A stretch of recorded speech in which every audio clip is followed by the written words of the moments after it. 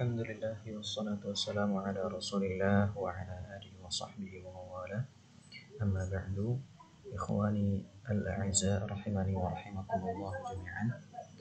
Pada kesempatan yang berbahagia ini biidznillah subhanahu wa ta'ala akan kita pelajari, akan kita bahas secara singkat hal-hal yang berkaitan dengan at-tawabi', salah satu di antara bab yang sangat penting dalam ilmu nahwu. Pembahasan selanjutnya yang perlu kita perhatikan terkait tentang tawabi' adalah tentang definisi dari at-tawabi'. At-tawabi' secara bahasa merupakan bentuk jamak yang mengikuti wazan fawa'il.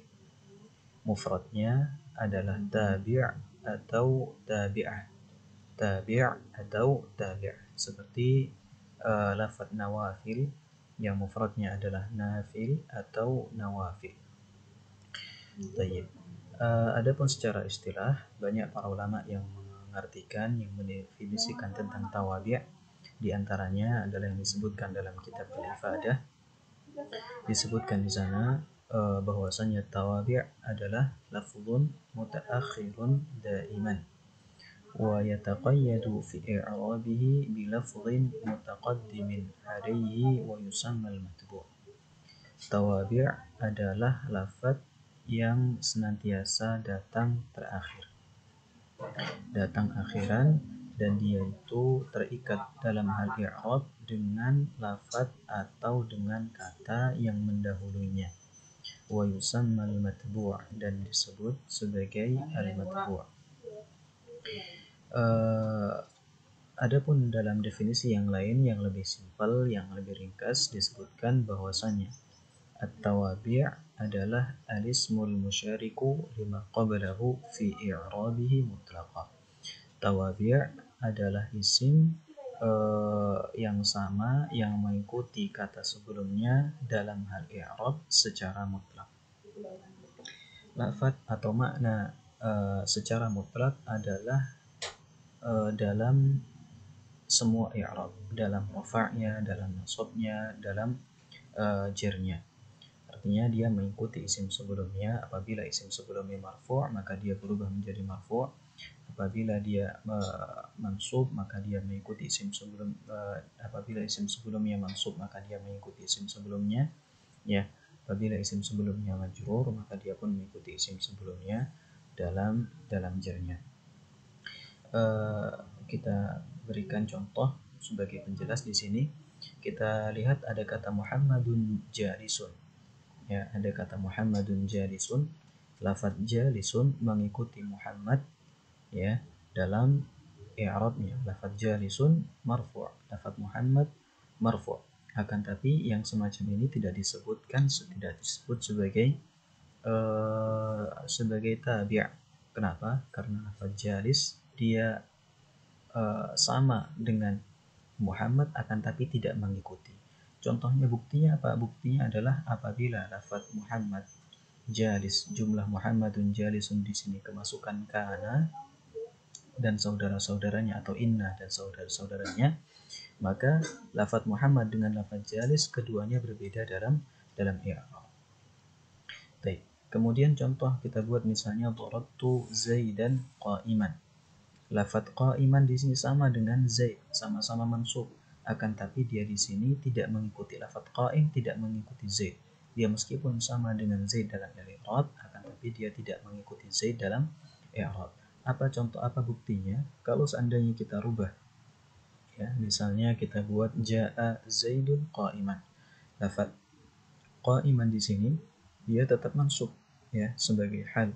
Sedangkan lafaz Zaid di sini berubah menjadi marfu'. Maka dalam kata darabtu Zaidan qa'iman, lafaz qa'iman di sini tidak mengikuti Zaid, akan tapi dia sama i'rabnya dengan Zaid, sama-sama nasab. Seperti juga dengan contoh dhanantu 'aliyan qa'iman, ya, meskipun sama, akan tapi seandainya nanti dia berubah, ya, i'rabnya berubah, susunan kalimatnya, lafaz qa'iman dia belum tentu mengikuti lafaz 'ali. Maka ini adalah contoh-contoh di mana kata yang kedua memang sama i'rabnya dengan yang sebelumnya, akan tapi dia tidak mesti tidak mesti mengikutinya. Oleh karena itu, lafaz mutlaqan di sini sangat kita perlukan untuk menunjukkan bahwasannya tawabi' dia mengikuti matbu'nya dalam berbagai i'rab, ya, sama dalam rafa', sama dalam nasab, sama dalam jar, ya, dan begitu seterusnya. Selanjutnya adalah at-tawabi'u arba'ah. Tawabi' itu ada 4. Yang pertama adalah an-na'tu aw sifat, na'at atau sifat. Ya, na'at atau sifat itu dua istilah yang mirip. Na'at itu adalah istilah yang sering dipakai oleh ahli Kufah, sedangkan sifat adalah istilah yang sering disebutkan oleh ahli Basrah. Itu yang pertama, tawabi'. Yang pertama adalah na'at. Kemudian yang kedua adalah al-'athf. Kemudian yang ketiga adalah taukid. Kemudian yang selanjutnya adalah al-badal. Ini adalah 4 at-tawabi', ya, menurut pendapat sebagian para ulama. Sebagian yang lain mengatakan bahwasanya tawabi' itu ada 5, ya, dengan memisah antara ataf bayan, ya, dengan ataf nasab. Wallahu a'lam bishawab. Baik, dari 4 tawabi' ini perlu kita perhatikan bahwasannya 3 di antaranya itu, ya, mengikuti isim sebelumnya tanpa adanya kata yang menjadi penghubung. Ya, thalathatun minha tatba'u bighairi mutawassit.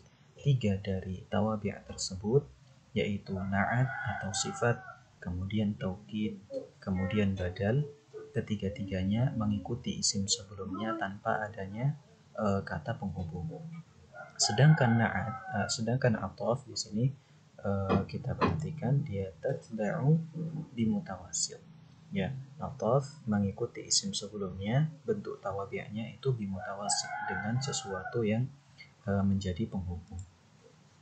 Nah, kita berikan contoh untuk penjelasan. Misalnya di sini kita perhatikan, kita lihat ada tawabi', ada amtilah dengan mutawassithah. Dalam contoh na'at misalnya kita perhatikan hadara ar-rajulu al-'alimu. Seorang laki-laki yang alim telah hadir. Ya, kita perhatikan antara al-'alim dengan ar-rajul, ya, lafaz al-'alim mengikuti lafaz ar-rajul tanpa adanya penghubung. Begitu juga dalam taukid. Kita perhatikan ja'al mu'allimul mu'allimu. Antara lafaz mu'allim yang kedua dengan lafaz mu'allim yang pertama, ya, tidak ada penghubung. Kemudian contoh yang ketiga adalah badal. Ya, dalam badal kita perhatikan namat khadijatu ukhtuka. Antara lafaz ukhtuka dengan khadijah tidak ada kata penghubung. Oleh karena itu, 3 bentuk ini, na'at, taukid dengan badal, ya, tiga-tiganya merupakan tawabi' tanpa ada mutawassit. Berbeda dengan ataf. Kalau seandainya kita buat contoh akalatit ta'ama Fatimatu wa Hindun. Antara Hindun dengan lafaz Fatimah dipisah atau dihubungkan dengan huruf waw. Ya, ini yang kita sebutkan wahidatun minha tatba'u bimutawassit. Ya, tatba'u bimutawassit. Taib, yang terakhir yang perlu kita perhatikan bahwasanya hadhihi tawabi' laysa laha i'rabun khassun biha. Tawabi' di sini kalau kita perhatikan antara al-'alim, al-mu'allim, ukhtu, kemudian hindun, semuanya 4 hal tersebut laysa laha i'rabun khassun biha. Dia tidak memiliki i'rab khusus. Artinya apa? Wa innama takunul i'rabu hasaba ma qablaha. Dia mengikuti i'rab kata sebelumnya. Artinya kalau seandainya ar-rajulu nanti di sini berubah menjadi nasab misalnya atau menjadi jar, maka lafaz al-alim dia akan mengikuti kata sebelumnya. Yang ini menjadi buah bukti bahwasanya tawabi' dia tidak memiliki i'rab yang khusus dengannya. Nah, wa sallallahu wasallam ala nabiyyina Muhammad